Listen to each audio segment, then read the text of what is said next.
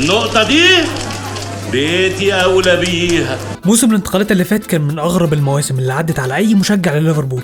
الفريق اللي ما كانش متعود يصرف كتير في موسم الانتقالات مرة واحدة بيعرض 110 مليون على كايسيدو، اللي من حسن حظ الإدارة يعني بيرفض العرض. انت راجل ذوق. الله يخليك يا باشا. والله راجل محترم. الله يخليك يا باشا. فيا ترى بقى ايه قصة إدارة ليفربول؟ ليه ما بتصرفش فلوس كتير في الانتقالات؟ وليه كانت مستعدة تدفع 110 مليون في كايسيدو بالتحديد؟ ليه ما دفعتهمش في جود بيلينغهام؟ ولو هي إدارة بخيلة فعلا، ليه كلوب ساكت على الكلام ده؟ هل هو خايف من الإدارة؟ هل هو مستفيد حاجة من اللي بيحصل؟ هل هو موافق على اللي الإدارة بتعمله؟ هل هددوه؟ هل أغروه؟ ما تيجوا نشوف.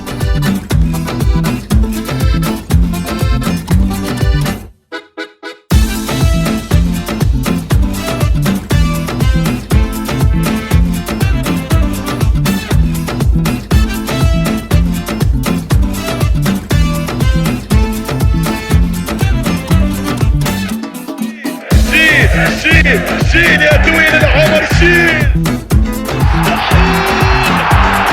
هذا لا يحدث كل يوم.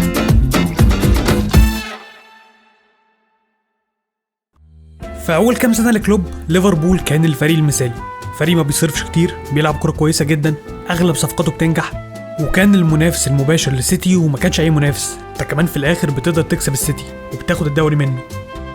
والفكرة كمان ان السيتي في الوقت ده ما كانتش زي دلوقتي خالص. جوارديولا والسيتي ساعتها ما كانش عندهم اي مشكلة انهم يصرفوا على خط الدفاع بس اكتر من ميزانية دول بالمعنى الحرفي. اقل يوم خرجت من بيتي كان معايا 9000 جنيه، ده كان اقل يوم. هم دول الفلوس الكاش اللي كانوا موجودين، 9000 جنيه. بخرج بال15 وبال20 وبال50000 جنيه لوحدي. مفيش فلوس يا عم. ففي وقتها بقى ليفربول ويورجن كلوب كان المثال اللي يحتذى بيه في الدوري الانجليزي. بس للاسف النموذج بتاع ليفربول ويورجن كلوب ما كملش قوي، وبدات تبان المشاكل بتاعته. زي مثلا في موسم 2021 لما في بدايه الموسم فان دايك احسن مدافع في العالم وقتها اتصاب، ويفضل في الدفاع جوجو ميز وجو ماتيب عشان يفتكر الفريق وقتها ليه تعاقد مع فان دايك اصلا. لا وبعدها جوجو ميز هيتصاب وهينتهي الموسم بتاعه، وجول ماتيب هيتصاب اغلب فترات الموسم، وساعتها بقى الفريق هيكتشف ان هو حرفيا ما كانش عنده غير 3 مدافعين في الفريق الاول بس. وهتكمل بقى بقيه الموسم باسماء زي رايس ويليامز، ناثان فيليبس، اوزان كاباك، اللي هو اسماء حرفيا فرق منتصف الجدول ما تستنضفش تتفاوض معاها من الاساس. بالرغم من كل الكلام ده، في موسم الانتقالات ليفربول هتتعاقد مع مدافع واحد بس اللي هو كوناتي، مع ان في كتير كانوا شايفين يعني ان الفريق على الاقل محتاج كمان 2 مدافعين، لان حتى جويل ماتيب وجوجو ميز مستواهم مش كويس اصلا. والموضوع ده اتكرر تاني بعد كده مع خط الوسط، لما في بدايه موسم 2022 2023 الكل كان شايف ان خط وسط ليفربول فيه مشكله. بس وقتها بقى كلوب طلع بتصريحات يعني اقل حاجه يتقال عليها انها تصريحات مستفزه. لما مثلا قال لك انا عندي 9 لعيبه خط وسط، هحتاج ايه اكتر من كده؟ او مثلا، والتصريح ده كلوب قاله بالنص كده حرفيا، انا ما بزودش حاجه من عندي، انا ما شفتش لعيب في ديناميكيه تشامبرلين. يعني ايه ديناميكيه تشامبرلين؟ بيعملها امتى؟ تشامبرلين اصلا اغلب فترته مع ليفربول قضاها مصاب، فشفت الديناميكيه دي امتى يا عم كلوب؟ ما تفهمش. فده اللي خلى بقى الانطباع الحالي عن يورجن كلوب ان هو مدرب عاطفي وبيدافع عن اللعيبه بطريقه مبالغ فيها، وان هو منبطح للاداره وبيساعدها يعني في موضوع البخل اللي هي بتعمله، وان هو بس بيحميها من الجماهير. فهل الكلام ده بقى حقيقي فعلا؟ هل كلوب فعلا منبطح للاداره وراجل عاطفي وعايز يعيش دور الاندر دوج ويصرف قليل وبيحب ديناميكيه تشامبرلين؟ اول حاجه لازم نتفق عليها ان كلوب قاعد في ليفربول لان كلوب بيحب ليفربول. الموضوع مالوش علاقه بالفلوس، الموضوع اكيد مالوش علاقه يعني بالرفاهيه الكبيره اللي في مشروع ليفربول، المشروع مش مغري للدرجات دي يعني. كلوب فعلا مكمل في النادي لان كلوب بيحب النادي وبيحب الجماهير. حتى كلوب لما جدد عقده السنه اللي فاتت طلب ان الزياده في الفلوس تكون للمساعدين بتوعه، هو ما خدش اي زياده في مرتبه.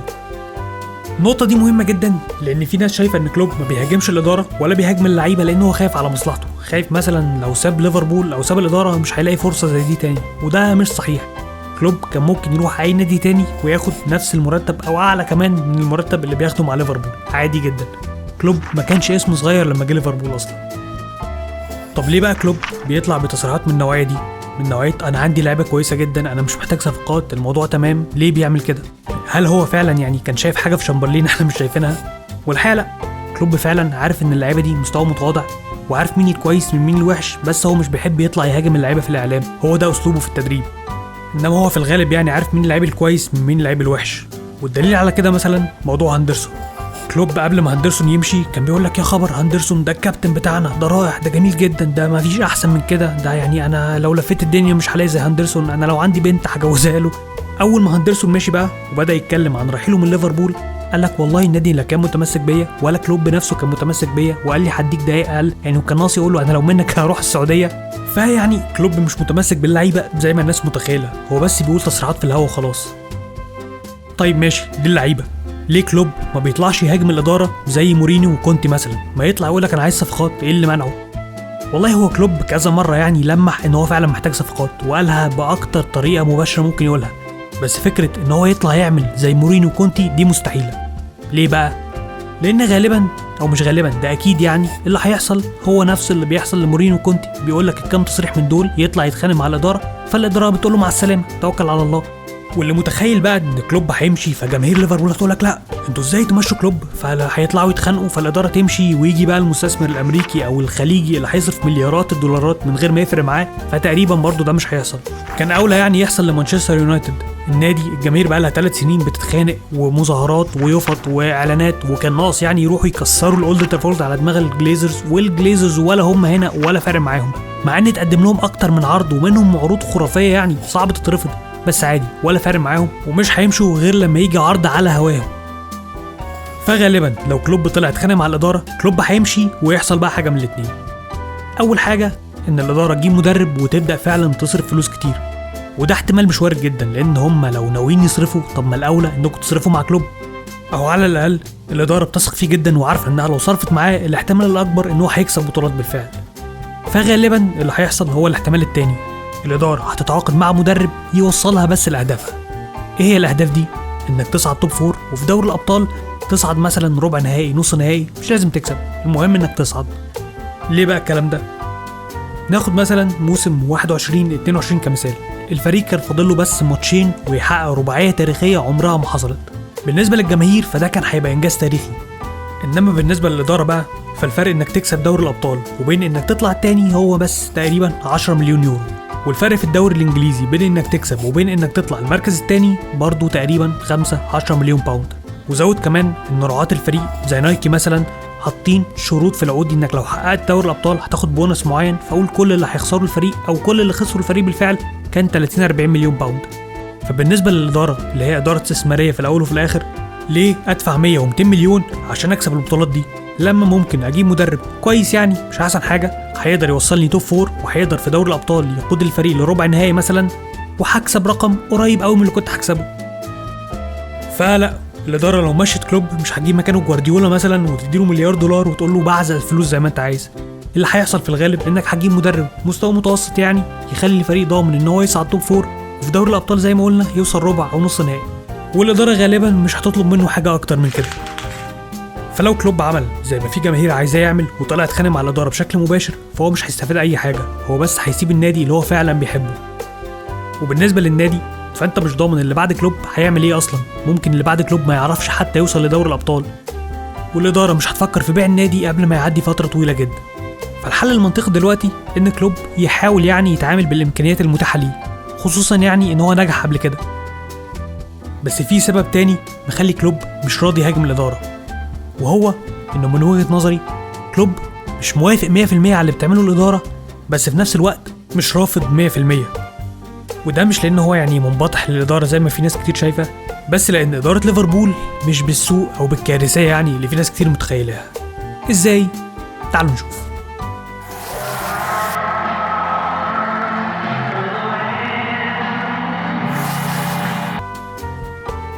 موسم الانتقالات اللي فات كان من اغرب مواسم الانتقالات اللي عدت على اي مشجع لليفربول. يعني معروف عن اداره ليفربول انها ما بتصرفش كتير، والنادي فعلا كان عمال يتفاوض مع ساوثهامبتون على 5 مليون زياده عشان روميو لافيا، ومره واحده في وقت ما انت عمال تفاصل مع ساوثهامبتون على مليون او 2 زياده رحت مقدم 110 مليون باوند في مويسيس كايسيدو. الله، طب طالما النادي معاه فلوس ليه ما دفعتش ال 5 مليون زياده في روميو لافيا وخلصت نفسك؟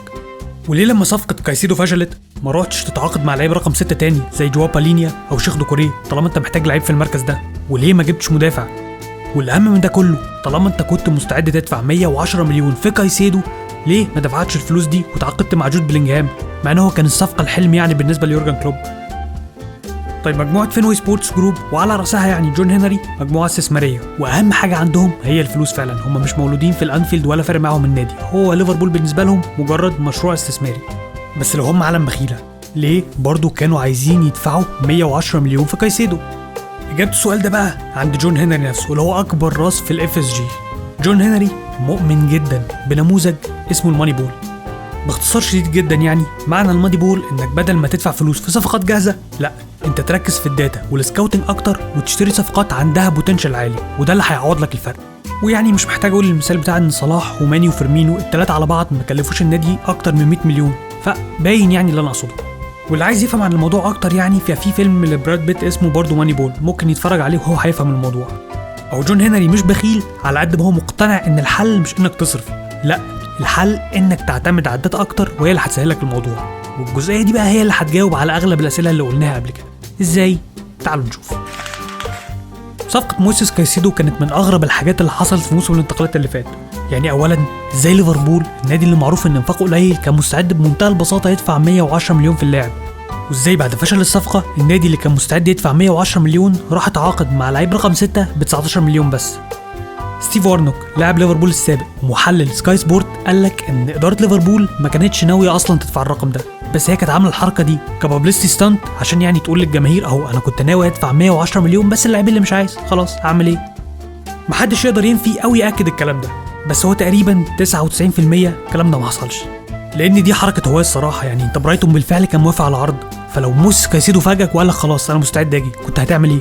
كنت هترمي 110 مليون فعلا؟ ده مستحيل يكون حصل. طيب ايه اللي حصل؟ وليه ما صرفتش ال 110 مليون على مدافع ولعيب ديفنسيف ميدفيلدر؟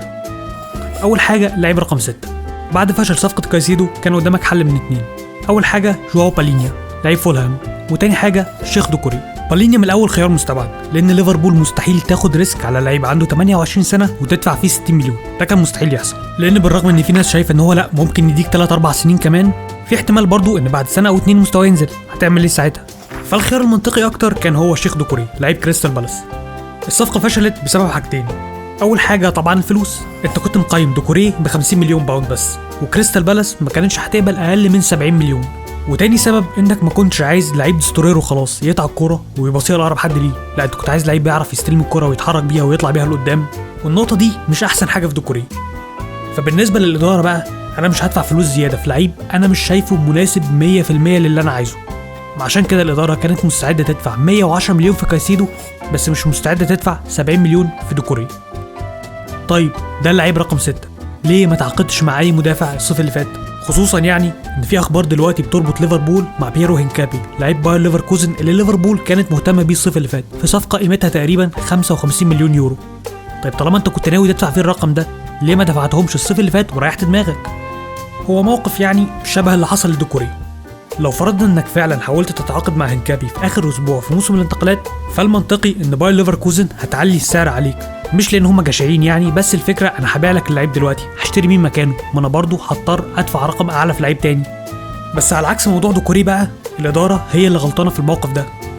لو انت كنت عايز تشتري مدافع فكان ممكن تشتري مدافع من بدايه موسم الانتقالات عادي جدا، ما كانش لازم تزنق نفسك في اخر اسبوع في موسم الانتقالات وانت متاكد ان كل الانديه هتغلي عليك. انت ساعتها حطيت نفسك في موقف كده يسمى اللوز لوز سيتويشن، انت كده كده خسران. يا اما تدفع في اللاعب رقم اعلى بكتير من اللي انت عارف ان هو يستاهله، يا اما تاخد ريسك انك تدخل الموسم من غير ما تشتري اللعيب ده وتاجل بقى الصفقه لحد يناير او الموسم الجاي. بس ساعتها عواقب الفعل ده انت اللي هتتحمله. والله لو النادي مشي كويس خلاص تمام، ما مشيش كويس وظهرت مشكله دفاعيه يبقى انت المسؤول، ونتائج القرار ده بالتحديد هتبان في الكام شهر الجاي. طب لو الموضوع كده، ليه ما تعاقدتش مع جود بلينجهام؟ كنت هتدفع فيه رقم نفس اللي هتدفعه في مويسيس كايسيدو وهو يستاهل فعلا، وده بقى انت بادئ مفاوضات معاه من قبل حتى موسم الانتقالات ما يبدا، فما ينفعش تتحجج وتقول اصل احنا في اخر اسبوع في موسم الانتقالات اصل الانديه بتغلي. طب ليفربول فعلا كانت محتاجه 2 لعيبه رقم 8 في خط النص، دي ما فيهاش كلام، وانت تعاقدت مع أليكسيس ماكاليستر ودومينيك سوبوزلاي بدل جود بلينجهام. وجهة نظري الشخصيه يعني، لو كان معاك مليار باوند مش 110 بس، برضه كنت هتتعاقد مع 2 بس من 3 اسماء دول لسبب بسيط جدا. وانت رايح تقنع اي واحد من دول ما ينفعش تقول له والله تعالى معايا وخد مرتب اقل وما تلعبش دوري ابطال، وكمان فوق كل ده احتمال تقعد دكه، ما اضمنلكش انك تلعب اساسي. والثلاث اسماء دول ما كانوش مستنيين يعني ليفربول، لا كان قدامهم خيار و2 و3. فانت كده مجبر تختار بين الثلاثه دول. اولا اليكسيس ماكاليستر، ده كده كان جاي قبل حتى ما تفكر مين اللعيب التاني. في ناس مش حاسه ان ماكاليستر صفقه كبيره لمجرد ان هو جه من غير شوشره ومن غير وجع دماغ زي موسيس كايسيدو وجيب ثمن رخيص. بس الحقيقه يعني هو جيب ثمن رخيص لان هو كان في شرط جزائي في عقده بس. انما في العادي الاخبار الاوليه كانت بتقولك ان ماكاليستر صفقه هتكلف من 70 ل 80 مليون باوند لاي نادي عايز يتعاقد معاه، لما كان طلع اخبار ان مانشستر وتشيلسي برضه مهتمين. عشان كده فابريزيو رومانو مثلا قال لك احسن صفقه في موسم الانتقالات هي ماكاليستر. خد بالك انت بتحكم دلوقتي كاداره، يعني ايا كان اللي هيحصل سواء ماكاليستر نجح او لا، انت قدامك لاعب قيمته 80 مليون يورو مثلا او 80 مليون باوند وانت هتدفع فيه 40 بس، وفوق ده كمان هيرضى ياخد مرتب قليل معاك، فالمنطقي انك هتقول طبعا ليه لا. فكده الاختيار بقى كان بين مين؟ بين جود بيلينغهام ودومينيك سوبوزلاي بس. انا شخصيا شايف ان بيلينغهام احسن، ومع ان الفرق بينهم مش كبير للدرجات دي يعني من وجهه نظري، بس لا بيلينغهام كان خيار احسن. ليه ما دفعتش فيه ال 40 مليون الفرق؟ لان اولا 40 مليون ده رقم كبير يعني ومش 40 جنيه بس، ماشي لو انت عايز اللعيب ليه ما دفعتش فيه الرقم ده؟ لان هما ما كانوش هيبقوا 40 مليون يورو بس، لا انت كنت لسه هتزود فلوس لوكيل اعماله اللي هو ابوه، غير ان مرتب جود بيلينغهام تقريبا اكتر من ضعف مرتب دومينيك سوبوزلاي. فبشكل عام بقى جود بيلينغهام كان هيكلفك تقريبا ضعف اللي انت هتدفعه في دومينيك سوبوزلاي. فمن الناحيه دي بقى قرار الاداره بيبان منطقي اكتر، خصوصا يعني ان دومينيك سوبوزلاي لحد دلوقتي عامل اداء كويس جدا مع ليفربول. واخر حاجه في موسم الانتقالات كانت موضوع روميو لافيا، اللي كان في ناس كتير قوي مستغربه ليه الاداره عماله تفاوض في مليون واتنين، ما تدفع ال 50 وخلاص. في الموقف ده بالتحديد الاداره مش مجرد صح 100%، لا الاداره كمان كان المفروض ما تقدمش اي عرض اعلى من 40 مليون. الفريق كان مستعد يدفع 110 مليون في موسيس كايسيدو لان كايسيدو كان احسن لعيب رقم 6 متاح في السوق، ما كنتش هتلاقي لعيب رقم 6 زيه. انما في حاله لافيا بقى فهو كان محطوط في مقارنه مباشره مع لاعب ليفربول الشاب ستيفن باجيتيتش. روميو لافيا لعب 29 ماتش في الدوري الانجليزي، باجيتيتش لعب 11 بس، فالاثنين يعني مفيش فرق كبير بينهم، وده 19 سنه وده 18 سنه. طب ايه اللي يخلي الاداره تدفع 50 مليون في لاعب على الورق يعني مش هيقدم لك اي اضافه جديده، او على الاقل هتاخد عليه نفس الريسك اللي هتاخده على ستيفن باجيتيتش، الفرق بس انك هتدفع 50 مليون زياده. لا بس روميو لافيا لعيب رقم 6 بالفعل، انما باجيتيتش الموسم اللي فات كان بيلعب لعيب رقم 8، والحقيقه بقى ان لا باجيتيتش مش لعيب رقم 8 ولا لعيب رقم 6، باجيتيتش كان بادئ مسيرته قلب دفاع، بس لما كان بيتدرج في الفئات العمريه بدا يلعب في مركز رقم 6، فهو اغلب مسيرته كان بيلعبها في المركز ده اصلا. اللي كان بيحصل الموسم اللي فات كان هو بيلعب في مركز غير مركزه، وبالرغم من كده وان هو كان بيلعب في خط وسط منهار وفريق في اسوأ حالاته، وباجيتيتش في الفتره دي يعني قدم اداء كويس جدا. كفايه بس ان صلاح طلع وقال لك عليه ده كان احسن لاعب عندنا في الفتره دي، وخد جايزه احسن لاعب في الشهر في ليفربول. طبعا ما كانش احسن حاجه يعني، وكان في ماتشات لعبها مش كويس قوي، بس عادي ده لعيب عنده 18 سنه وبيلعب في مركز غير مركزه. بس لا يعني الواد شكله نايتي كده وما ينفعش في مركز رقم 6، هينفع ازاي في الالتحامات بجسمه ده؟ طيب دي مقارنه بين ستيفن باجيتيتش وروميو لافيا الموسم اللي فات بمعدل كل 90 دقيقه، عشان زي ما قلنا الاثنين ما لعبوش ماتشات قد بعض. فهو الحقيقه يعني رقميا ستيفن باجيتيتش احسن في الالتحامات والتدخلات من روميو لافيا. فالخلاصه يعني انا عارف ان في ناس بتحكم على اي اداره بمبدا ان يعني الراجل ما يعيبوش اللي جايبه، فطالما الاداره بتصرف يبقى خلاص عدها العيب. بس لا يعني الموضوع معقد عن كده. يعني انا زي ما قلت من شويه برضو ان الاف اس جي شويه مجموعه مستثمرين هدفهم الاول الفلوس، بس ده مش معناه ان كل حاجه بيعملها الاف اس جي غلط وكل حاجه وحشه وكل حاجه بسبب انهم عالم بخيله. لا في فعلا حاجات تحسب للاف اس جي زي مثلا الانفراستراكشر واهتمامهم بهيكل النادي الاداري، فكره ان في مدير رياضي بيقول رايه، في مدرب بيقول رايه، في مشروع فعلا. وانت مش ضامن لما تغير مثلا الاف اس جي ويجيلك الملياردير اللي بيصرف فلوس من غير حساب هيكون انهي نسخه بالظبط؟ هل هيكون نسخه السيتي وهيعملوا مشروع فعلا، ولا هيجيلك نسخه باريس سان جيرمان اداره بتصرف بلا هدف وبلا معنى، ولا هيجيلك واحد زي تود بويلي مثلا يصرف ويمشي المدرب عشان مجرد قال له لا انا مش عايز الصفقه دي، ولا هيجيلك ناس زي الجليزرز مثلا ما يعرفوش حاجه عن الكوره كرياضه بس بيتدخلوا في الصفقات وبيبوظوا شغل اي مدرب. وعشان نقول كلمه حق في الاخر لكلوب يعني اللي اتظلم كتير الصراحه من رايي، شوفوا كلوب استلم فريق عامل ازاي من بريندن روجرز، وشوفوا هيسلم فريق عامل ازاي للمدرب اللي بعده.